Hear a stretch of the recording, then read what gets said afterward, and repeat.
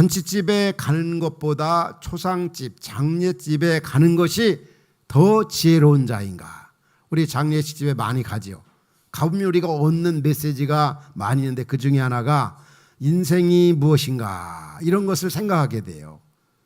우리 인생이 어디서 와서 무엇을 하다가 어디로 가는가, 인생에 대해 진지하게 생각하게 되어지고, 그 다음에 또 한 가지는 지금 내가 장례집에 와 세상을 떠난 이 사람들처럼 나도 언제인지는 모르지만 반드시 이런 과정, 또 이런 때가 반드시 오는구나, 이 죽음에 대해서 생각하게 되고, 또 한 가지 생각되어지는 게 뭡니까?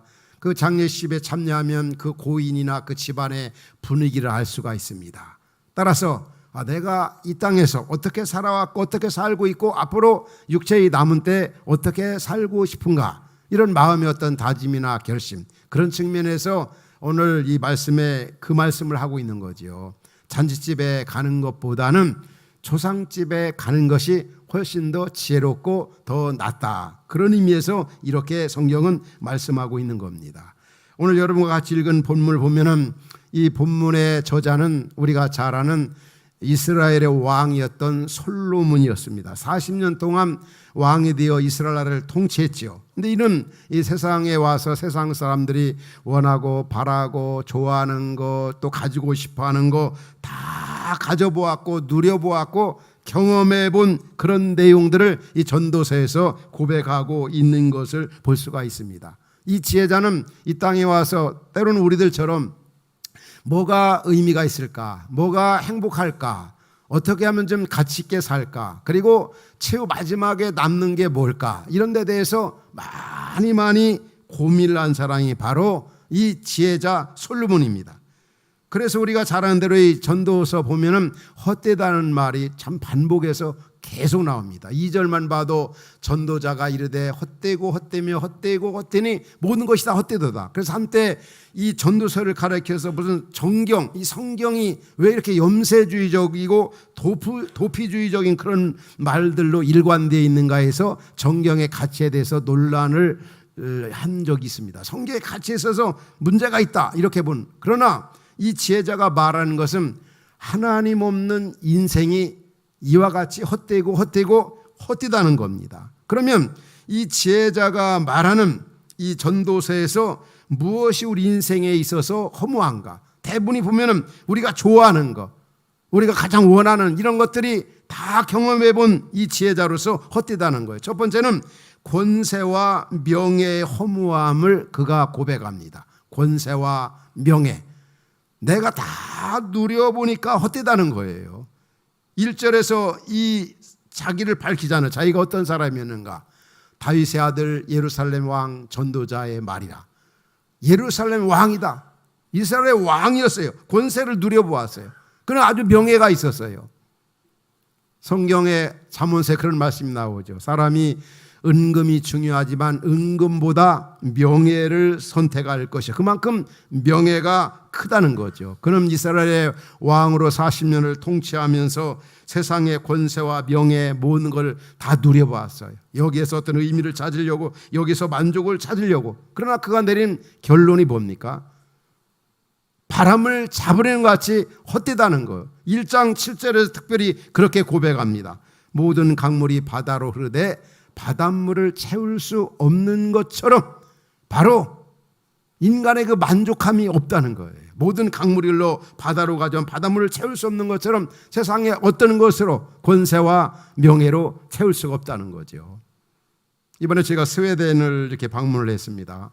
그런데 스웨덴 그 스톡홀름에 보면 세계적인 가장 오래된 박물관이 있는데 그게 바로 이 바사 박물관입니다.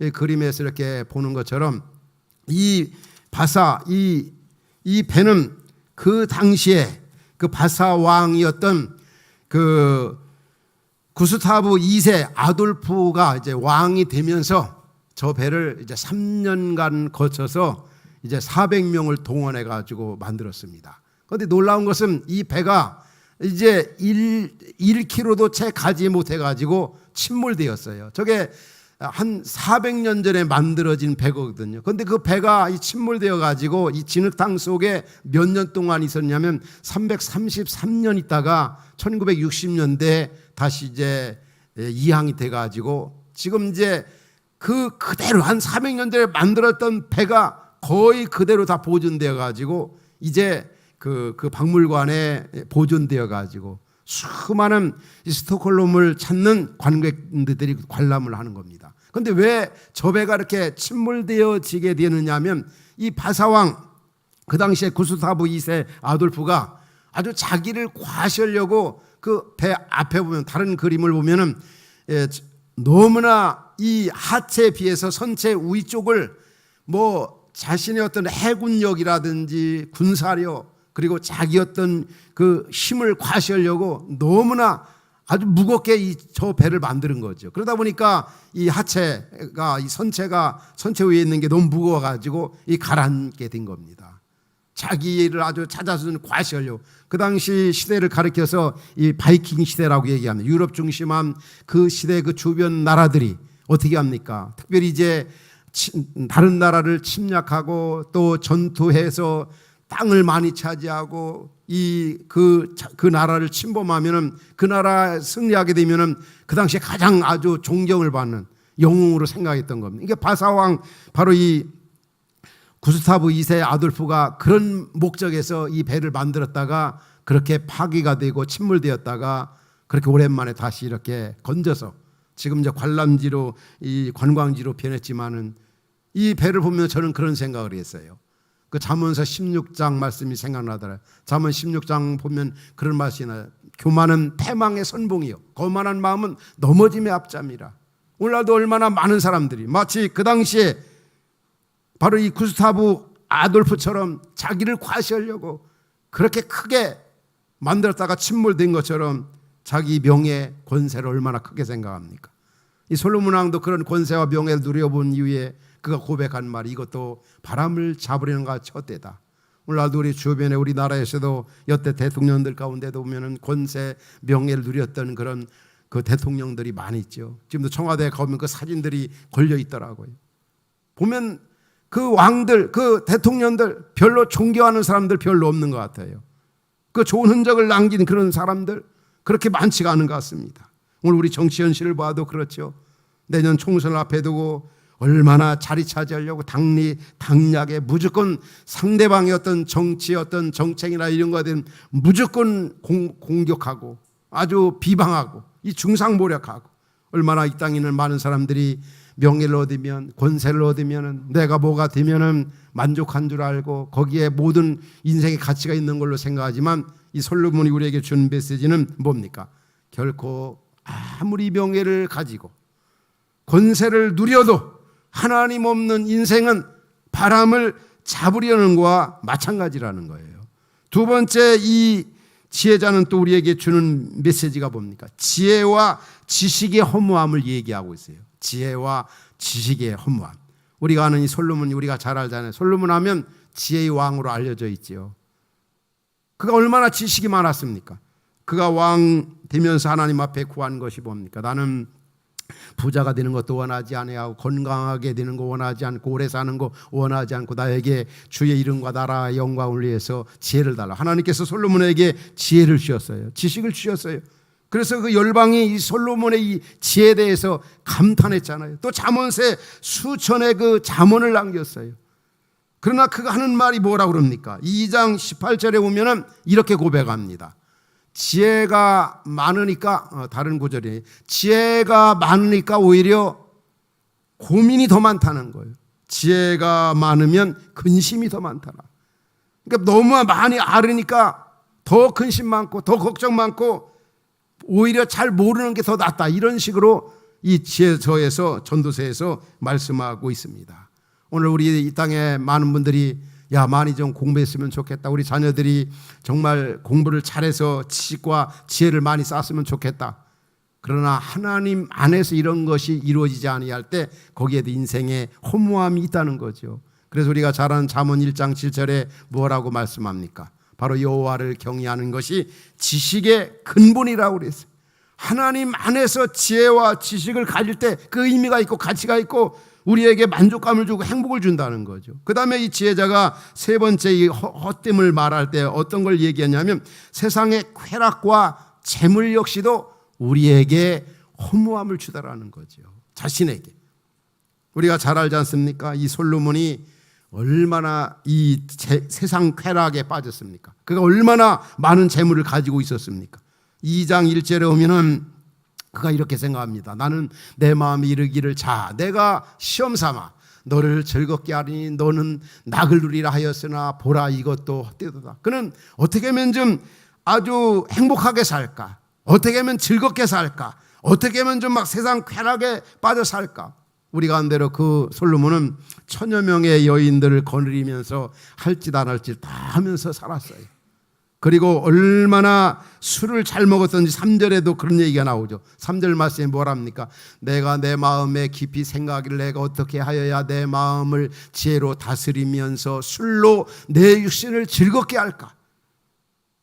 그는 2장 25절에 오면 먹고 마시고 즐기는 거 있잖아요. 나보다 더한 사람 누가 있겠나 한번 찾아보라. 그럴 정도로 완전히 그 술에 취한 인생을 나름대로 이렇게 살아보았어요. 또 4절에 오면은 사업을 좀 크게 해보기도 했어요. 그리고 큰 좋은 집을 지어가지고 자기 집에 과일나무를 5절에 오면 심어보았어요. 그리고 8절에 오면은 은금을 많이 쌓아두고 주변에 노래하는 사람들 다 앉혀놓고 아주 즐기려고 마음껏 세상 쾌락 다 해보았어요. 10절에 오면은 자기가 원하는 거 금하지 아니하고 2장 10절에 오면 다 해보았다는 거예요. 그런데 11절에 뭐라고 말합니까? 11절에 오면은 이건 역시도 하반절이면 바람을 잡으려는 같이 해 아래 무익한 것이로다. 사업도 크게 해보았고 좋은 집에 살아보기도 했고 세상 쾌락에 할 것 안 할 것 다 해보았는데 해 아래 모든 것이 다 헛되고 만족함이 없다. 5장 10절 들어가도 그렇게 말하지요. 은을 사랑하는 자는 은으로 만족하지 못하다. 풍요를 사랑하는 자는 소득으로 만족하지 아니하는 이것도 헛되다. 또 계속 11절에 오면은 재산이 많아지면 먹는 자도 많아지고 12절에 오면은 노동자 먹는 거 많은 노동자는 먹는 거 뭐라고 그랬습니까? 많든지 적든지 잠을 잘 잔다는 거죠. 그러나 부자는 그 부유함 때문에 자지 못하느니라. 오늘 여러분 이런 말씀을 들을 때 어떤 생각이 되어집니까? 동감이 되어집니까?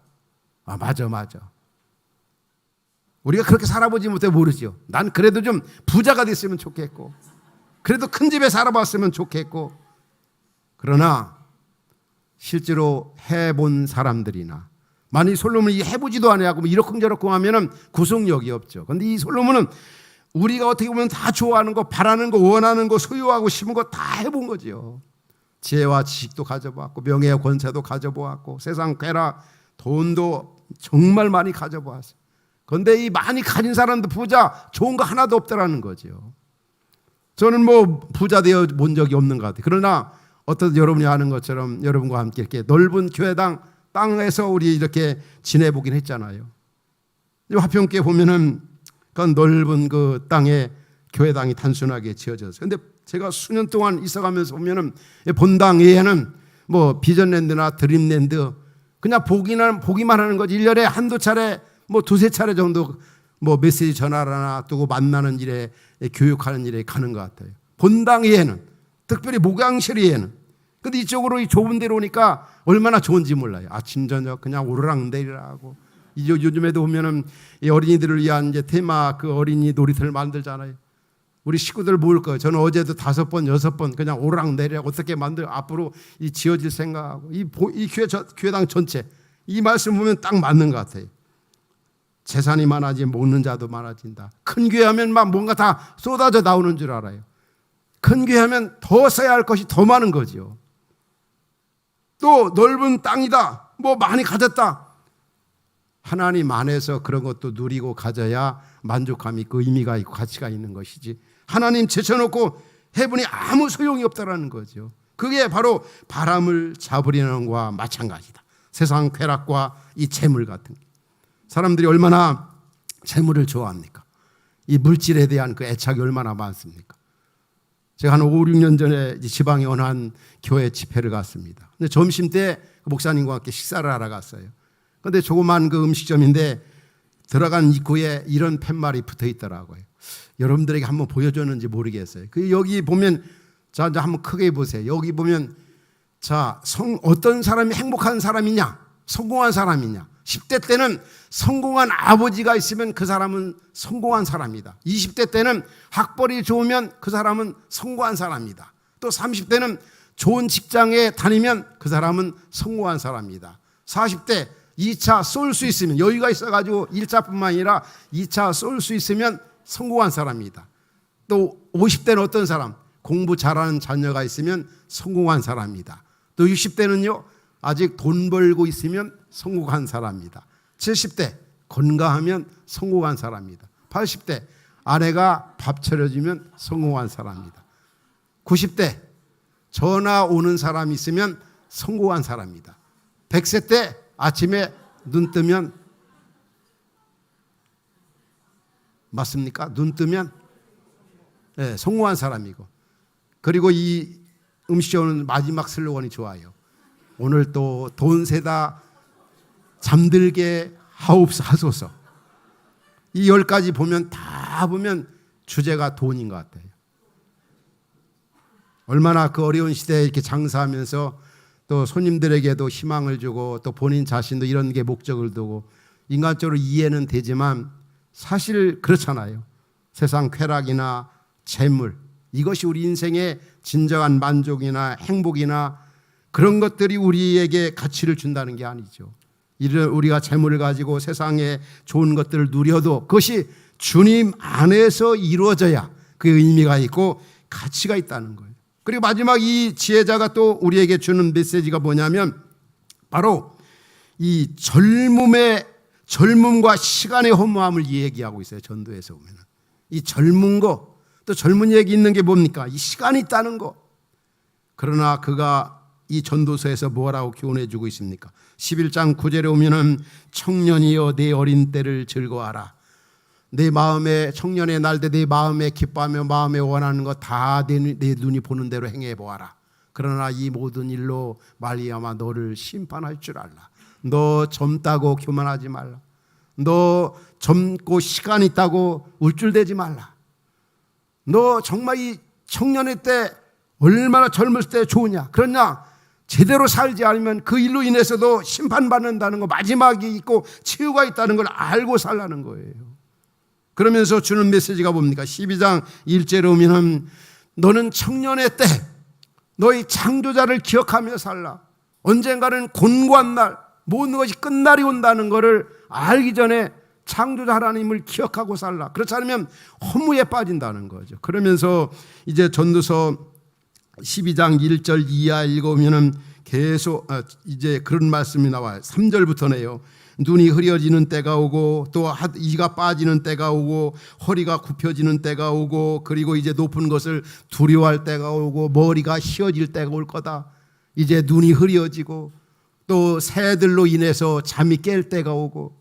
어느 한 분이 저한테 그러더라고. 나 요즘에 잠 안 와서 참 걱정이라고. 근데 그분이 보면 나이가 70대거든요. 그래서 아니 70대거든 몇 시부터 잠이 안 오냐니까 새벽 3시부터 잠이 안 온다는. 그러면 그 이전에 저녁에 10시 정도에 잠이 들어간대. 그러면 10시, 11시, 12시, 1시, 2시, 3시, 5시간 70대에 5시간 정도 잠자면 정말 잘 자는 거지요.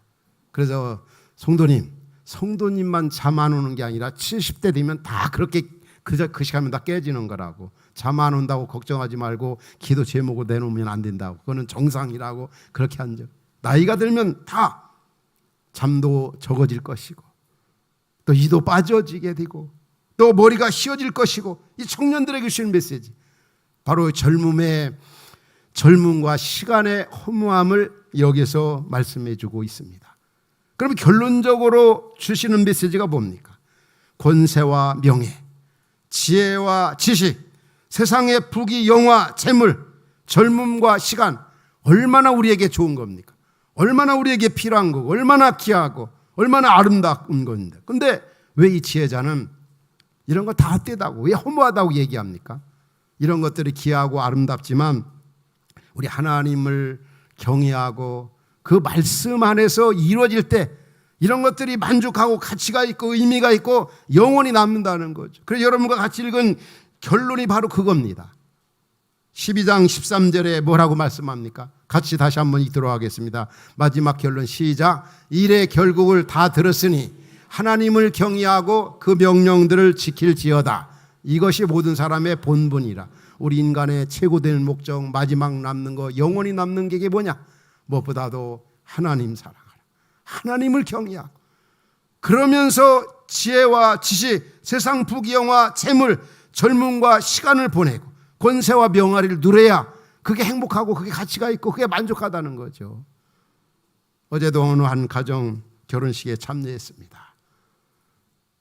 참 그 젊음 속에서 결혼식이 정말 화기애애하고 너무 아름답더라고. 그러나 그들의 앞날을 보면서 저 나름대로 그런 생각이 되어지더라고. 아름다운 결혼, 화기애애한 그 좋은 분위기의 결혼, 만일에 창조 되시는 하나님, 주인 되시는 하나님을 인정하지 않고 살아가는 결혼 생활 얼마나 삭막할까? 얼마나 메마를까? 얼마나 참 허무할까? 이 하나님 경외함 속에서 가정생활, 이 직장생활, 하나님 주신 비전 이뤄갈 때 거기에 진정한 의미나 행복과 만족이 있는, 이게 바로 성경이 주는 그런 교훈입니다. 우리는 하나님을 경외하면서 그 말씀 안에서 어떻게 살아야 할까요? 결론적으로 전도서 3장 11절 12절 말씀을 가지고 여러분과 같이 나누고 싶어요. 바로 그 말씀이 어떤 말씀입니까? 하나님, 여기 보면 영원을 사모하는 마음을 주셨다고 그래서 하나님을 경외함 속에서 우리는 어떻게 살았냐? 영원을 사모하면서. 왜냐하면 우리가 세상에 와서 세상 부귀영화를 다 누리고 지혜와 지식 또 권세와 명예를 누린다 할지라도 언젠가는 다 내려놓을 때가 있습니다. 그러다 보면 우리가 허무에 빠지기가 쉬워요. 인생 무상이 느껴집니다. 그러나 우리에게는 더 영원한 찬란한 하늘의 영광이 있고 부활의 주님이 우리를 기다리고 있다. 그 영혼을 사모하는 마음을 하나님이 우리에게 주셨다고 합니다. 그 영혼을 사모하는 마음을 가지고 살아갈 때 진짜 우리가 행복이 있는 거죠. 나이가 들고 세월이 흘러감에 따라 우리의 겉사람은 후패해지고 연약해지고 우리를 가까이 했던 사람도 멀리해지게 되고 그럴 때 우리 인생의 무상함을 느낍니다. 그러나 우리는 주님 안에서 돌아갈 고향이 있고 더 나은 본향이 있고 하늘에 천국이 있다. 이렇게 살아갈 때 우리가 의미가 있고 가치가 있고 그 삶이 영원하다는 거죠. 또 한 가지는 3장 12절에 뭐라고 말씀합니까? 3장 12절에 보면 사람이 사는 동안에 기뻐하며 기쁘게 살라는 거예요, 여러분. 즐겁게 살라는 거죠. 사랑하는 가족들과 아내와 남편과 또 우리 믿음의 식구들과 함께 또 여러분 직장 동료들과 함께 이 땅에 사는 동안에 즐겁게 아주 기쁘게 살아가는 거예요. 이게 하나님이 우리에게 주신 은혜고 기회인데 여러분 그렇게 살고 있습니까?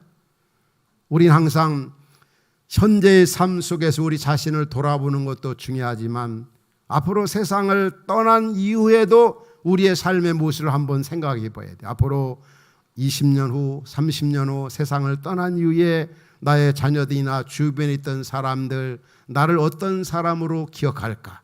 아, 그분 정말 우리를 기쁘게 해준 사람이야. 우리를 즐겁게 해준 사람이야. 정말 우리에 대해서 이상의 좋은 발자취를 남기고 한 사람이야. 이렇게 기뻐하며 즐겁게 살아갈 때 자녀들에게도 마찬가지입니다. 우리 아버지, 어머니, 우리 할아버지, 할머니 기쁘게 살아가는 거 이게 바로 최후에 남는 것이고 마지막에 남는 거다. 또 한 가지는 선하게 선을 행하며 3장 10절에 이렇게 말씀하죠. 선을 행하며 한마디로 정말 남을 위해 이웃을 위해 이웃 사랑하며 살라는 거죠. 다 없어지고 사라져도 하나님을 경외함 속에 선한 일을 많이 해놓는 거 이게 바로 최후에 남는 것이고 마지막 남는 것이고 영원히 남는 것이라는 겁니다. 오늘 또 주께서 우리 지혜자를 통해 주신 메시지가 뭡니까? 우리가 이 땅에 오면 다 좋아하는 것들을 먼저 말씀하고 있어요. 모든 사람들이 바라는 것들을 말씀하고 있어요.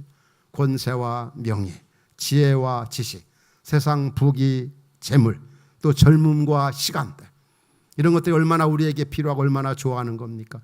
오늘 어떤 면에 보면 이 땅에 있는 모든 사람들이 이것을 위해 살아가고 이것을 원하고 있고 이것을 누리려고 애쓰고 있습니다. 나 오늘 말씀 뭐라고 합니까? 하나님을 떠나서는 결코 이런 것들이 누린다 할지라도 바람을 잡으려는 것 같이 헛되다. 무엇보다도 너희는 하나님의 자녀들은 하나님을 최고로 살아가라. 그분을 기쁘시게 하고 그분을 영화롭게 하고 그분의 마음을 시원하게 드리고 그리고 그분 안에서 사랑하는 가족들과 함께 이 땅에서 기쁘고 즐겁게 살라. 모든 사람의 기쁨을 주는 사람이 되라. 그리고 무엇보다도 선한 사업에 힘쓰라. 이것이 바로 최후에 남는 것이고 마지막 남는 것이고 영원히 남는 것이라는 것입니다. 오늘 말씀을 듣는 성도 여러분 모두에게 이러한 은혜가 있기를 주의 이름으로 축원합니다. 기도하겠습니다. 오늘 주신 말씀 붙잡고 우리 잠시 기도하기를 원합니다. 자, 여러분 우리가 살아가면서 지혜와 지식이 얼마나 중요합니까? 명예와 권세 다 중요합니다. 세상에 주는 그런 평안과 또 우리의 물질이 얼마나 필요합니까? 젊음과 시간도 얼마나 중요합니까? 그러나 이런 것들이 하나님을 경외함 속에서 이루어져야 된다는 것. 그래서 주여